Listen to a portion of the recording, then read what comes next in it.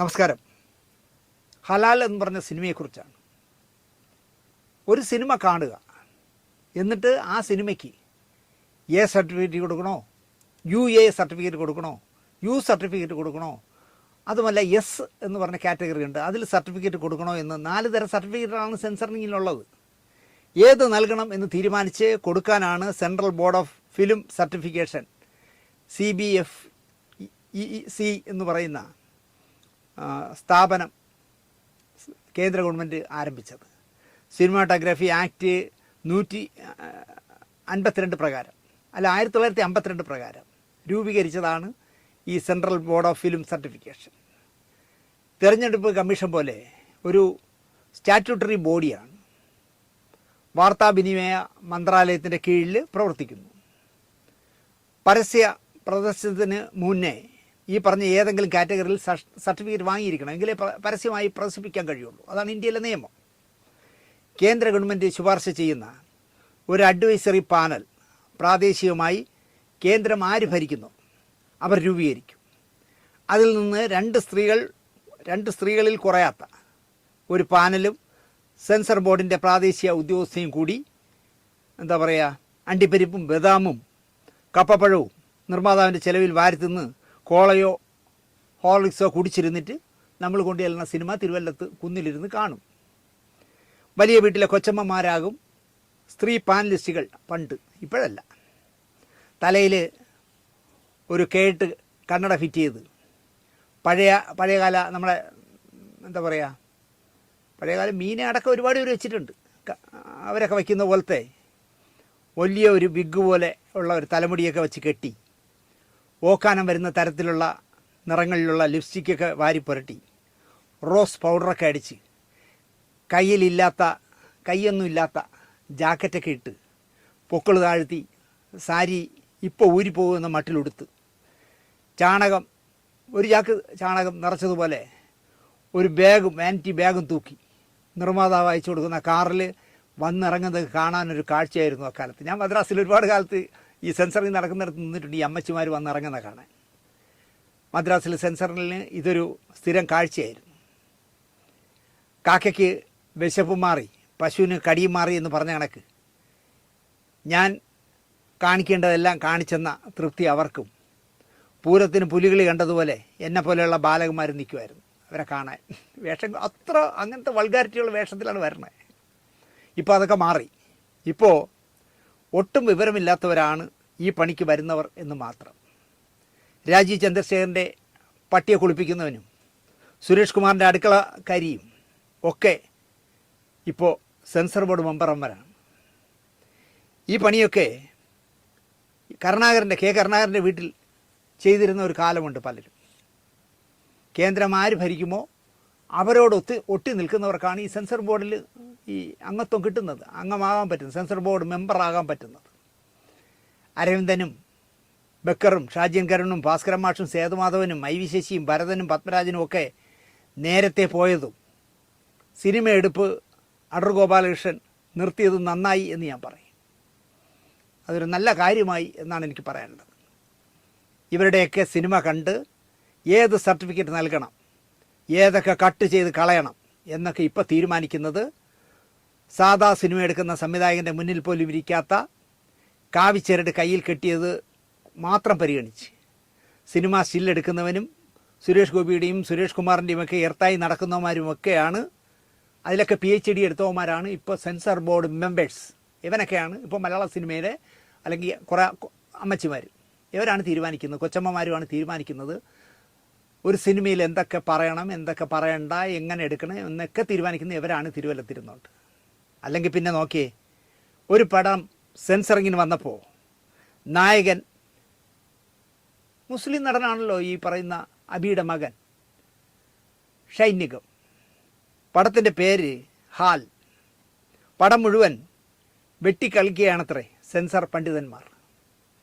Beef biryani കഴിക്കുന്ന scene അടക്കം 15 വെട്ടാൻ സമ്മതിച്ചാൽ സർട്ടിഫിക്കറ്റ് തരാൻ നോക്കാം എന്നാണ് ഇവൻ്റെയൊക്കെ കുടുംബത്തിൽ നിന്ന് കൊണ്ടുവരുമ്പോൾ ഇവൻ്റെയൊക്കെ അച്ഛൻ സമ്പാദിച്ച പോലെയാണ് പറയുന്നത്. കോടിക്കണക്കിന് രൂപ മുടക്കിയെടുത്ത സിനിമ ബീഫ് ബിരിയാണി കട്ട് ചെയ്ത് തന്നാൽ, അല്ലെങ്കിൽ അതടക്കം ഒരു 15 കട്ട് ചെയ്ത് തന്നാൽ നിൻ്റെ ഈ സിനിമയ്ക്ക് സർട്ടിഫിക്കറ്റെങ്കിലും തരാൻ നോക്കാം എന്നാണ് വിവരം കെട്ട വിവരദോഷികൾ സെൻസർ ബോർഡ് മെമ്പർമാരെന്നുള്ള ചാപ്പ കുത്തിയിരുന്നുകൊണ്ട് സംസാരിക്കുന്നത്. ധ്വജപ്രമാണം, പ്രമാണമല്ല, ധ്വജപ്രണാമം, സംഘം കാവലുണ്ട് തുടങ്ങിയ വാക്കുകൾ കട്ട് ചെയ്യണമെന്നാണ് ഈ 15 കട്ടിൽ ഒന്ന് ഇതൊക്കെയാണ്. ധ്വജപ്രണാമം എന്ന് പറയരുത്, സംഘം കാവലുണ്ട് എന്നും പറയരുത്. രാമായണത്തിലെ നായിക സീതയുടെ പേരിൻ്റെ പര്യായമായ ജാനകി എന്ന് പേരിട്ടതിൻ്റെ പേരിൽ പാര പണിഞ്ഞവന്മാരാണ് ഈ പാഴുകൾ. സിനിമ നിർമ്മിച്ചവൻ ഹൈക്കോടതിയെ സമീപിച്ചിരിക്കുന്നു. ഈ സിനിമ എടുത്തവർക്ക് ബുദ്ധി ഇല്ലാഞ്ഞിട്ടാണ് എന്ന് ഞാൻ പറയും. ദേശീയ പതാകയെ, നമ്മളൊക്കെ ബഹുമാനത്തോടെ കാണുന്ന ദേശീയ പതാകയെ 3 പീറ തുണി കൂട്ടിക്കെട്ടിയാൽ ദേശീയ പതാക ആകില്ല എന്ന് പറഞ്ഞ ഒരു ഐറ്റം ഉള്ള നാടാണ് കേരളം. ഒരു പുല്ല് സംഭവിച്ചില്ല, ആരും ഒന്നും ചെയ്തില്ല. 3 പീറ തുണികളെടുത്ത് 3 കളറുള്ള 3 പീറ തുണി കെട്ടിയാൽ ദേശീയ പതാക ആവുമെന്ന് ചോദിച്ചവൾ പിള്ളേരെ പഠിപ്പിക്കുന്ന അധ്യാപികയാണ്. ഇവിടുത്തെ ഒരു സർക്കാരും അവളെ ഒരു ചുല്ലും ചെയ്തില്ല എന്നുള്ളതാണ്. സെൻസർ കടമ്പ കടക്കാൻ ധ്വജപ്രണാമം എന്നതിന് പകരം അവരതിൽ കോണക പ്രണാമം എന്നാക്കിയാൽ മതിയായിരുന്നു. സെൻസർ കിട്ടി തന്നെ. കാരണം ധ്വജ എന്ന് പറഞ്ഞതാണ് പ്രശ്നം. ധ്വജ എന്ന് പറഞ്ഞാൽ ഞങ്ങളുടെ അച്ഛൻ സമ്പാദിച്ചതാണെന്നാണ് ഉമാർ കരുതി വെച്ചേക്കണേ. ഷൂ നക്കികൾ കാവലുണ്ട് എന്ന് പറഞ്ഞാലും മലയാളിക്ക് സംഗതി പിടികിട്ടും. നിങ്ങൾ എന്തിനാണ് ആവശ്യമില്ലാതെ സംഘം കാവലുണ്ടെന്നൊക്കെ എഴുതി വെച്ചേ? ഷൂ നക്കികൾ കാവലുണ്ട് എന്ന് എഴുതിയാൽ പോരെ. നമ്മൾ സിനിമ രാഷ്ട്രീയം പറയാൻ പാടില്ല എന്ന് ആത്മാർത്ഥമായി വിശ്വസിക്കുന്ന ഞാൻ ഇപ്പോൾ അതാ ലൈസ് ക്യാമറയിലൂടെ ഇതൊക്കെ പറയേണ്ടി വരുന്നത് ഗതികേട് കൊണ്ടാണ്. ഒരു സിനിമ എടുത്തു പോയി എന്നുള്ളൊരു കുറ്റത്തിന് കേന്ദ്രം ഭരിക്കുന്ന പാർട്ടിയുടെ വാലാട്ടികളാണ് എന്ന് വെച്ചിട്ട് കെട്ടും പൊട്ടും ഒക്കെ ഉള്ള കുറേ എണ്ണം തിരുവല്ലത്ത് കുന്നിലിരുന്ന് കാണിക്കുന്ന പോക്കൃത്തനങ്ങളെക്കുറിച്ചാണ് ഞാൻ ഈ പറയുന്നത്. അങ്ങനെ ഉള്ളിടത്ത് ഇങ്ങനെ പറഞ്ഞാൽ മതിയായിരുന്നു, സംഘം കാവലുണ്ട് എന്നതിന് പകരം ഷൂ നക്കികൾ കാവലുണ്ട് എന്ന് പറഞ്ഞാലും മലയാളിക്ക് സംഗതി പിടികിട്ടുകയും ചെയ്യും. സെൻസറിങ് നടന്നെ. ഷൂ നക്കി എന്ന് പറഞ്ഞാൽ ആർക്കും സെൻസറി ആയിരിക്കും ഒക്കില്ലല്ലോ. ബീഫ് ബിരിയാണി കാണിച്ചിട്ട് ഇത് കാള ബിരിയാണി എന്ന് സബ് ടൈറ്റിൽ കാണിച്ചാൽ മതിയായിരുന്നു. ഇവർക്കൊന്നും ചെയ്യാൻ ഒക്കില്ല. ഇത് കാള ബിരിയാണിയാണ് എന്നെഴുതി കാണിച്ചാൽ മതിയായിരുന്നു. കാള ഏതോ ദൈവത്തിൻ്റെ മൃഗമാണ്. ഇപ്പം ഞങ്ങൾക്ക് എലിയെ കൊല്ലാൻ ഒക്കില്ലല്ലോ, ഗണപതിയുടെ വാഹനമല്ലേ. ഇവിടുത്തെ ഒരു 16,008 ദൈവങ്ങളുണ്ട് ഹൈന്ദവതയിൽ. അവർക്കെല്ലാം ഓരോ വാഹനങ്ങളും ഉണ്ട്. അപ്പോൾ ആ വാഹനങ്ങളെയൊക്കെ ഇനിയിപ്പോൾ ഈ സിനിമയിൽ സ്ക്രിപ്റ്റ് എഴുതുമ്പോൾ സൂക്ഷിക്കണം. അതാണ് പ്രശ്നം. അതുകൊണ്ട് തന്നെ ബീഫ് ബിരിയാണി എന്നുള്ള ആ ബീഫ് ബിരിയാണി തിന്നുന്നിടത്ത് ഇത് കാളയിലുണ്ടാക്കിയ ബിരിയാണിയാണ് എന്ന് എഴുതി കാണിച്ചാൽ മതിയായിരുന്നു, പ്രശ്നം തീർന്നേനെ. കാണിക്കാനും പറയാനുള്ളതെല്ലാം എടുത്ത് കയറ്റി OTTയിൽ കാണിക്കുക എന്നാണ് എനിക്ക് പറയാനുള്ളത്. അവിടെ സെൻസർ വേണ്ടല്ലോ, യവന്മാരൊന്നും ഒരു ചുക്ക് ചെയ്യില്ല. എനിക്ക് പറയാനുള്ളത്, കേരളത്തിൽ ഈ സെൻസർ ബോർഡ് പോലുള്ള ചില സ്ഥാപനങ്ങൾ ഇങ്ങനെ വങ്കത്തരങ്ങൾ കാണിച്ചാലേ കേരളത്തിൽ BJP ക്ലച്ച് പിടിക്കാതിരിക്കൂ. കാരണം ജനത്തിന് മനസ്സിലാവുമല്ലോ ഇവനൊക്കെ ഇങ്ങനെയൊക്കെയാണല്ലോ കാണിക്കുന്നത്. കഷ്ടമായിപ്പോയി എന്നാണ് എനിക്ക് പറയാനുള്ളത്. ഇവിടെ എന്താ പറയുക, കേന്ദ്രത്തിലൊരു സഹമന്ത്രിയുണ്ട്. അയാൾ ചെയ്ത സിനിമയുടെ പേരിൽ നിന്നാണ് ജാനകി മാറ്റാൻ പറഞ്ഞത്. അപ്പോൾ അയാൾക്ക് എത്ര വിലയുണ്ടെന്ന് ആലോചിച്ച് നോക്കിയേ. അയാൾക്ക് പട്ടിയുടെ വിലയുണ്ടോ ഈ സെൻസർ ബോർഡ് മെമ്പർമാരുടെ മുന്നിൽ? അയാൾ അഭിനയിച്ച പടത്തിൽ ജാനകി എന്ന് പേരിട്ടാൽ അത് സീതയുടെ പര്യായമാണ്. സെൻസറിങ് നടക്കില്ല. അയാളുടെ പടം തിയേറ്ററിൽ കാണിക്കേണ്ടെന്ന് തീരുമാനിക്കുമ്പം നാണമുണ്ടെങ്കിൽ അന്ന് മന്ത്രിസ്ഥാനം രാജിവെച്ച് പോകേണ്ട അയാൾ പോവില്ല. ഇപ്പോൾ പറയുന്നുണ്ട് ഞാൻ രാജിവെക്കാമെന്ന്. വേറെ ആക്കോ ആ പോസ്റ്റ് കൊടുത്താൽ എനിക്ക് വരുമാനമില്ല, പിച്ചക്കാരനായി എന്നൊക്കെ പറയണം.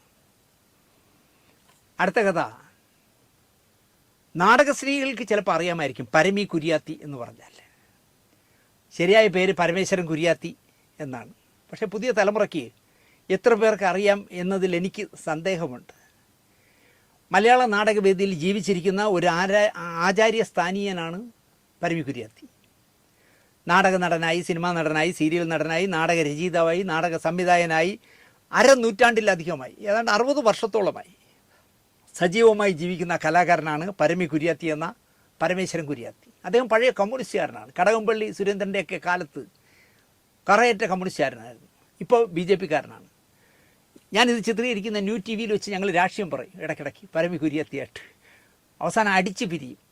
പക്ഷേ പിറ്റേ ദിവസം പരമിച്ചേട്ടനെ കണ്ടാൽ അദ്ദേഹം ഒന്ന് മസിലിടിച്ചു നിന്നാലും ഞാൻ കൂളാറ്റി എന്ന് പരമിച്ചേട്ടാ ചായ കുടിച്ചാ, അപ്പോൾ ആ പിണക്കം തീരും. പാവം മനുഷ്യനാണ്.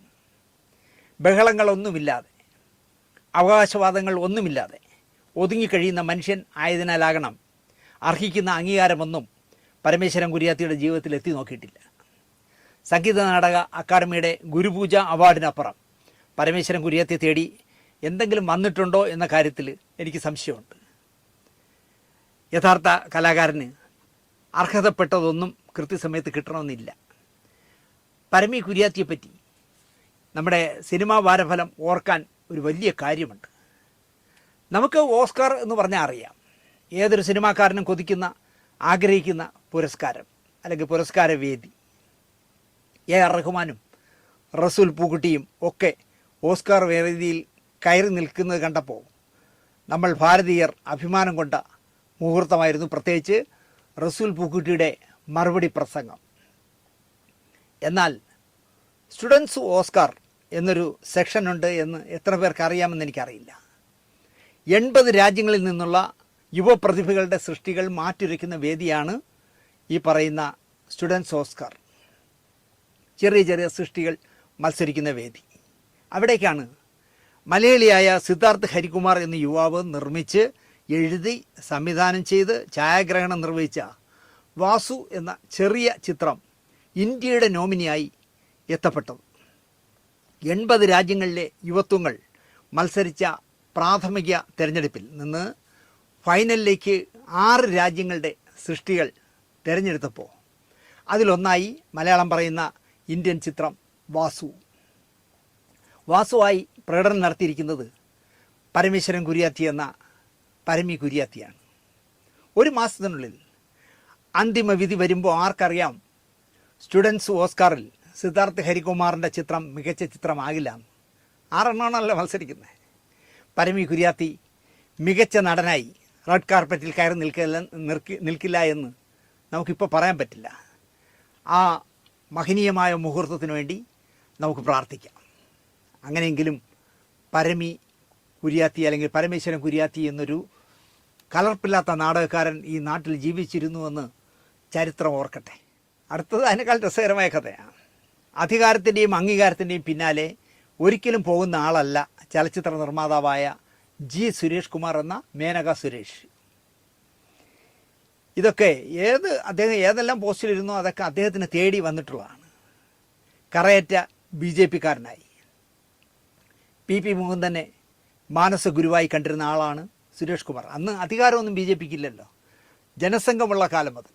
അതൊന്നും അധികാരത്തിന് വേണ്ടിയല്ല, പക്ഷേ അദ്ദേഹത്തിൻ്റെ ഒരു രാഷ്ട്രീയ കാഴ്ചപ്പാട് ചിലപ്പോൾ ഒരു ഹൈന്ദവ രാഷ്ട്രമാവണമെന്നും ഇന്ത്യ ഹിന്ദുക്കൾ ഭരിക്കണമെന്നൊക്കെ ആയിരിക്കാം. പക്ഷേ അത് പരസ്യമായി പ്രകടിപ്പിച്ചുകൊണ്ട്, അല്ലാതെ ഇപ്പോഴത്തെ കുറേ എണ്ണം നടക്കും പോലെ കേന്ദ്രത്തിൽ അധികാരത്തിൽ വന്നപ്പോൾ കുറേ എണ്ണം ചാടി രാജ്യസ്നേഹവും പറഞ്ഞ് നടപ്പുണ്ടല്ലോ, അതുപോലെ ആയിരുന്നില്ല സുരേഷ് കുമാർ.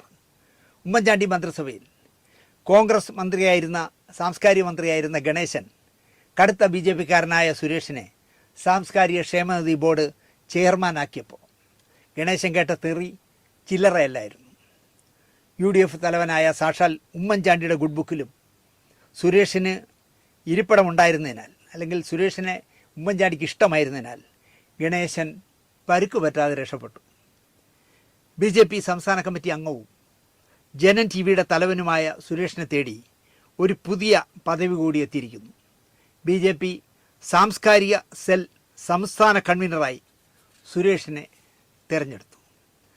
സാംസ്കാരിക സെൽ കൺവീനറായി എന്ന് കരുതി സ്വന്തം പാളയത്തിലെ സംസ്കാരം എന്താണെന്നറിയാത്തവരെ ഉപദേശിച്ച് നേരെയാക്കാനൊന്നും സുരേഷ് കുമാർ മെനക്കെടണ്ട എന്നാണ് എനിക്ക് പറയാനുള്ളത്.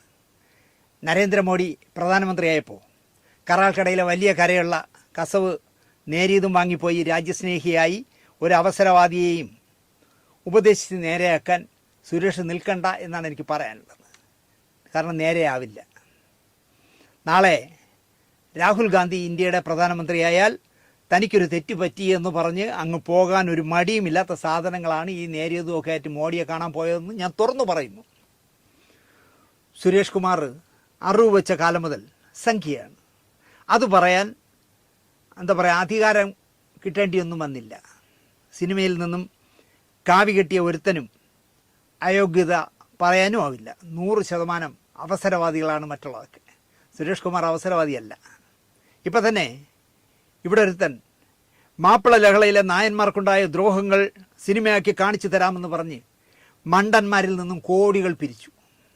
10 പൈസ മടക്കി കൊടുക്കാതെ ഒരു ടെലിഫിലിമിനേക്കാൾ നിലവാരം ഇല്ലാത്ത സാധനം തട്ടിക്കൂട്ടിയിട്ട് ഞാൻ നിങ്ങളെ പാർട്ടി വിട്ട് പോവുകയാണേ എന്നും പറഞ്ഞ് BJP വിട്ടങ്ങ് പോയി.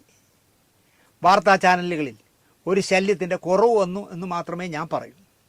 നമ്മുടെ TG മോഹൻദാസൊക്കെ താമരസിംഹൻ നമ്മുടെ നേതാവ് എന്നൊക്കെ വിളിച്ചു കൂകിയത് മിച്ചം. ശരിയല്ലേ? അതുപോട്ടെ, സുരേഷേ, താങ്കളടക്കം ഒരു 10-40 മന്ദബുദ്ധികളെ സിനിമകൾ വെട്ടിമുറിക്കാനായി കയറ്റി വിട്ടിട്ടുണ്ടല്ലോ തിരുവല്ലം കുന്നിലേക്ക്.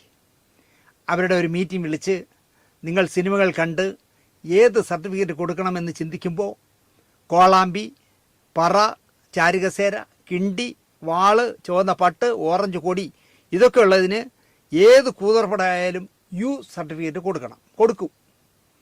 ഹലാല്, തക്ബീർ, ഹിമാർ മുതലായ ഡയലോഗും പച്ച നിറവും കണ്ടാൽ വെട്ടി നുറുക്കി സർട്ടിഫിക്കറ്റും കൊടുക്കുന്ന പണി നിർത്താൻ സുരേഷ് ഒന്ന് പറഞ്ഞു നോക്കണം. സുരേഷ് ഗോപി പറയും പോലെ അമൃതത്വമൊന്നും വേണ്ട.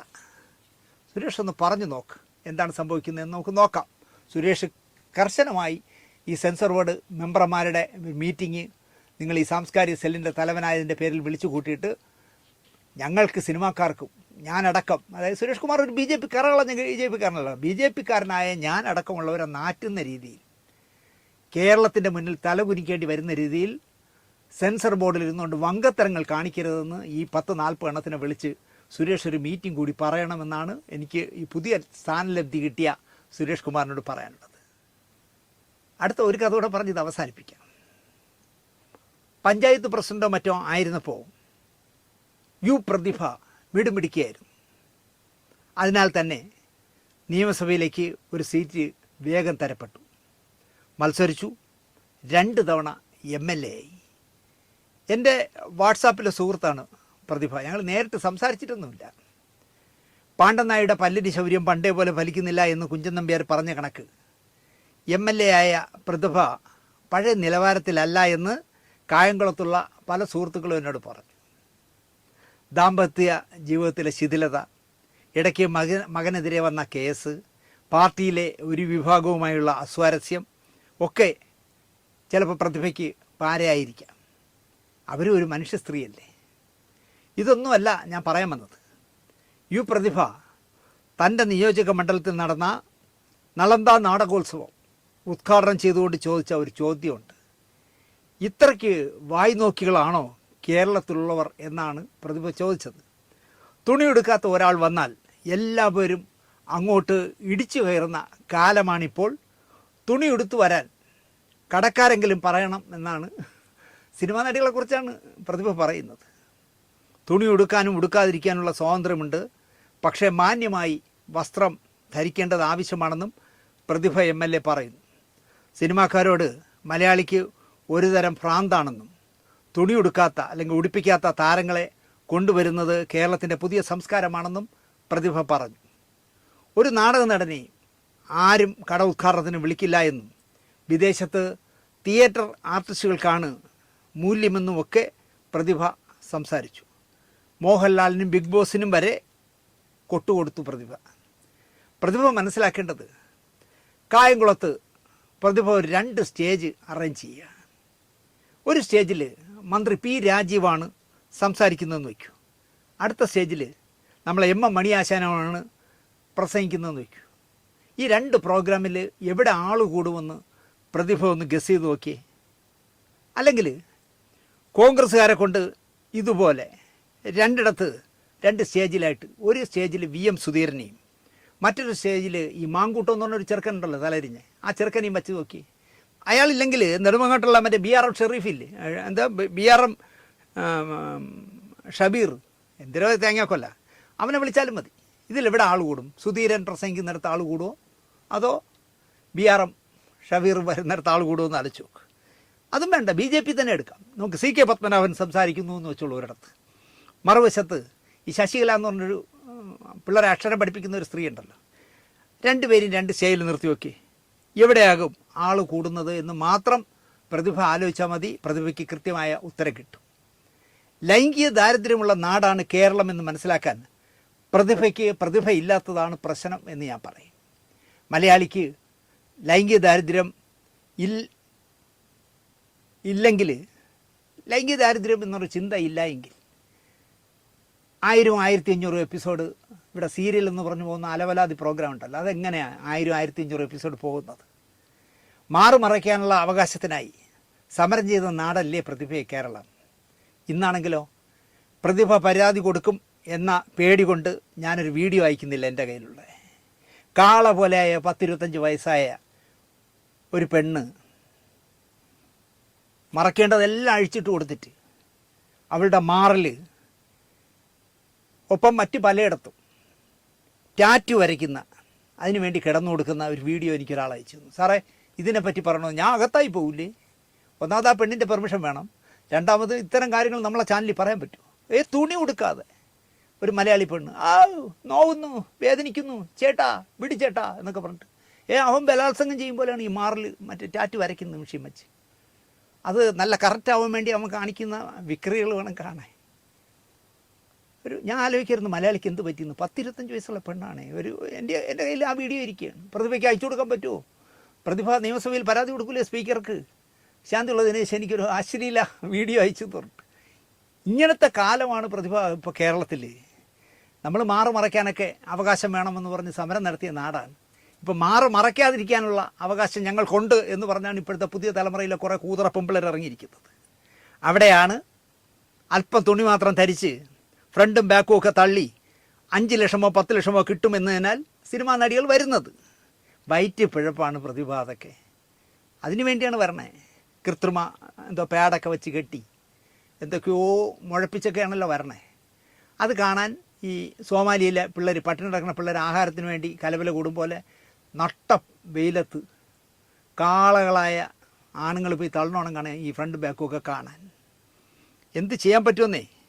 ഇപ്പോൾ പാലസ്തീനിൽ ഭക്ഷണം വന്നപ്പോൾ, വെള്ളം വന്നപ്പോഴൊക്കെ കുട്ടികളെന്നല്ല ആബാലവൃത്തവും ആ വണ്ടിയുടെ പുറകെ ഓടുന്ന കണ്ടപ്പോൾ ഞാൻ ആലോചിച്ചത്, എറണാകുളത്ത് ഒരു ഹിന്ദി നടി വന്നല്ലോ, തുണി കൊടുക്കാത്തൊരു ഹിന്ദി നടി എറണാകുളത്ത് വന്നപ്പോൾ എറണാകുളത്ത് മുഴുവൻ ട്രാഫിക്കും ബ്ലോക്കായി അവളെ ഒന്ന് കാണാനായിട്ട്. തൊടാനും കൂടെ ഉള്ള സൗകര്യം കൊടുത്തിരുന്നെങ്കിൽ നിങ്ങൾ ആലോചിച്ച് നോക്കി. അതാണ് കേരളത്തിൻ്റെ ഇപ്പോഴത്തെ അവസ്ഥ എന്ന് പ്രതിഭ മനസ്സിലാക്കണം. ക്ഷമിച്ചേക്ക് പ്രതിഭയെ എന്നാണ് എനിക്ക് പറയാനുള്ളത്. ആക്രാന്തം കൊണ്ടാണെന്നേ ഇതൊക്കെ കാണിക്കുന്നത്. അതങ്ങ് വിട്ടേക്ക്. സിനിമാക്കാരുടെ കുഴപ്പമല്ല. അവൾ കാറ്റുള്ളപ്പോൾ തൂറ്റുക എന്ന് പറയുമ്പോൾ 10 പൈസ ഉണ്ടാക്കാനുള്ള അവസരം വന്നപ്പോൾ അവൾ കൃത്രിമ സാധനങ്ങളൊക്കെ വച്ച് കെട്ടി ഉദ്ഘാടനത്തിന് വരുന്നു. എന്നിട്ട് എല്ലാവരും നോക്കി ഇങ്ങനെയൊക്കെ കാണിക്കും. യൗമാരെ അതോടെ കോൾമേർക്കൊള്ളു. ഇത്ര നേരം വെയിലത്ത് നിന്നെങ്കിൽ എന്ത്, ചേച്ചി നമ്മളെ നോക്കി കാണിച്ചല്ലോ എന്ന് പറഞ്ഞ് പോകും. നമ്മുടെ നാടിൻ്റെ ഇപ്പോഴത്തെ അവസ്ഥ അതാണ് പ്രതിഭ. അതുകൊണ്ട് ഇത്തരം ആത്മരോഷങ്ങളൊന്നും പുറത്ത് പ്രകടിപ്പിക്കേണ്ട. കാരണം എവൻ്റെയൊക്കെ വോട്ട് അടുത്തവണ നിങ്ങൾക്ക് കിട്ടേണ്ടതാണ്. ഇതിൽ കൂടുതൽ ഞാനൊന്നും പറയുന്നില്ല. ഇതിൽ ഞാൻ സുരേഷ് ഗോപിയോട് പറഞ്ഞതാലും ശരി, BJP-യെക്കുറിച്ച് പറഞ്ഞാലും ശരി, സെൻസർ ബോർഡിനെ കുറിച്ച് പറഞ്ഞാലും ശരി, പ്രതിഭയെക്കുറിച്ച് പറഞ്ഞാലും ശരി, എൻ്റെയും രോഷം തീർക്കാൻ വേണ്ടി പറയുകയാണ്. സത്യം പറഞ്ഞാൽ ഇപ്പോൾ സിനിമാ ഡയറി ഉള്ളത് എനിക്ക് സിനിമാ രംഗത്ത് കാണിക്കുന്ന കൂതറകൾ കാണിക്കുന്ന പോക്രിത്തനങ്ങൾ വിളിച്ചു പറയാൻ ഒരു വഴിയായാലും എൻ്റെ BP കുറയ്ക്കാനുള്ളൊരു വഴിയാണ് ഇപ്പോൾ സത്യം പറഞ്ഞാൽ സിനിമ നമ്മുടെ ഭാരഫലം പറയുന്നത്. അങ്ങനെ കണ്ടാൽ മതി. ഇതൊക്കെ ഈ നാട് ഇങ്ങനെ പോവുള്ളന്നേ, അതിനപ്പുറം പോവില്ല. ഞാൻ വീണ്ടും വീണ്ടും വീണ്ടും പറയുന്നത് ശരിയല്ല. ഒരു കമ്മ്യൂണിസ്റ്റുകാരനായ സാംസ്കാരിക വകുപ്പ് മന്ത്രി ഒരു മനുഷ്യ ദൈവത്തിന് അങ്ങോട്ട് കയറി ഒരു ഉമ്മം കൊടുത്തിട്ട് അദ്ദേഹം പറഞ്ഞു കേട്ടില്ലേ, ലോകത്താദ്യമായി അമ്മയ്ക്ക് ഉമ്മം കൊടുത്തത് ഞാനാണ്. അമ്മ ആയിരക്കണക്കിന് പേർക്ക് ദിവസം ഉമ്മം കൊടുക്കും, പക്ഷേ ഞാനാണ് ആദ്യമായിട്ട് അവർക്ക് ഉമ്മം കൊടുത്തത്. എൻ്റെ രോമമെല്ലാം എണീക്കുന്നു. ഇങ്ങനെ പറയുന്ന ഒരു സാംസ്കാരിക വകുപ്പ് മന്ത്രി കമ്മ്യൂണിസ്റ്റുകാരനെന്നുള്ള ലേബലിൽ ഭരിക്കുന്ന നാട്ടിൽ ഇത് നടക്കും, ഇതിൻ്റെ അപ്പുറവും നടക്കും. അദ്ദേഹത്തിൻ്റെ കീഴിലാണ് ഞാൻ നേരത്തെ പറഞ്ഞ ഭാരത് ഭവൻ. അവിടെയും ഇതൊക്കെ നടക്കും. അവാർഡ് ജൂറിയിലേക്ക് കഴിഞ്ഞ ആഴ്ച ഞാൻ പറഞ്ഞല്ലോ, അവാർഡ് ഡിക്ലറേഷൻ കഴിഞ്ഞോട്ടെ, ഡിക്ലെയർ ചെയ്ത ശേഷം ബാക്കി ചിലപ്പം പറയേണ്ടി വരാം. അങ്ങനെയുള്ള ബാച്ചുകളൊക്കെ അതിൽ ഇരിപ്പുണ്ട്. പാവം പ്രകാശ് രാജ് എന്ത് ചെയ്യുമെന്ന് എനിക്കറിയില്ല. അയാൾ പ്രകാശ് രാജ് ആണെങ്കിൽ, ആണത്വമുള്ളവനാണെങ്കിൽ, അയാളെ വെട്ടി വല്ലതും കളിക്കാൻ വരികയാണെങ്കിൽ പോടി പുല്ലേ എന്ന് പറഞ്ഞ് ഇരിക്കുമോ എന്നുള്ളത് റിസൾട്ട് വന്ന ശേഷം ഞാൻ പറയാം. പറഞ്ഞാൽ ഞാൻ പിന്നെയും പറഞ്ഞുകൊണ്ടിരിക്കും. അതുകൊണ്ട് നമുക്ക് നിർത്താം. കാരണം കുറച്ച് ദിവസമായിട്ട് ഇപ്പോൾ സൈബർ കേസുകൾ കുറവാണ്.